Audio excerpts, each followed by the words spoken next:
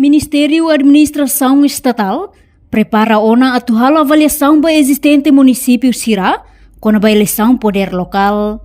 Diretor-Geral de Descentralização no Poder Local, Antônio Guterres, ato assunto neba jornalista Sirá e a workshop com a política poder local no descentralização administrativa de Timor-Leste e a salão CNE Colmeira sexta-feira, né? Nye informa, dadang ne estatal halo hela preparação, halo avaliação existente do município Sirá, com a eleição poder local, no lau ona, may be avaliação da condição mínimo, sei halau e tinang oeng. No tinang ne, ato instala balcão único e território tomak, depois halo formação capacitação da autoridade municipal Sirá, se continua o recenseamento da população, nebe rotina sanulo racing hito baleteng, tur ide-ideknya geográfica.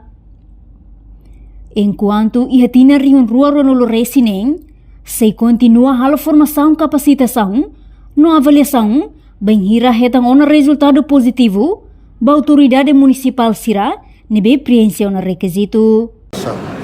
Preparações de avaliação, preparar ela. Ita avaliação, condições existentes, ita halo. Mas avaliações, condições mínimas, buat ruang condições existentes, ita halo dadau. Mas avaliações, condições mínimas, tidak apa. Avaliações, condições mínimas, halo. Baik duas resoluções do governo, número 6 de 2025 e 10 de fevereiro aniversário. Ita halo e 2026. A avaliação vai sair da infraestrutura, vamos planeamento, gestão e administração, plano aprovisionamento, plano formação de recursos humanos, plano investimento municipal.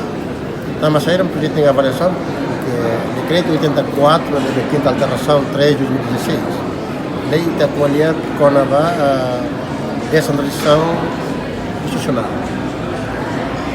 A hak descentralização institucional vai fazer descentralização territorial na base de poder local. Nem para tem que avaliação condições mínimas. Município de Bemaka, Beleona, positivamente Beleona, Bele hakator belisão da tarde. E a NEMA precisa ter que fazer avaliação condição mínima. E tina ainda né, Itatu estabelece balcão único e territorial autonômico. Depois de formação e capacitação para a autoridade municipal. Continua recentemente para a população na idade de voto de 17 anos de valete. Tudo ideia geográfica. E 2026 continua a formação, a capacitação, a avaliação coletiva. Quando retantiana resultado positivo, a autoridade municipal se nebe que prensa requisiciona. Em 2027 eleição presidencial e preparação eleição modo atarca no país. Reportagem de Fifanya de Carvalho, Televisão Timor-Post. Janela informação ba emogoto. Atua tem informação atual dia clio. Kita haluha.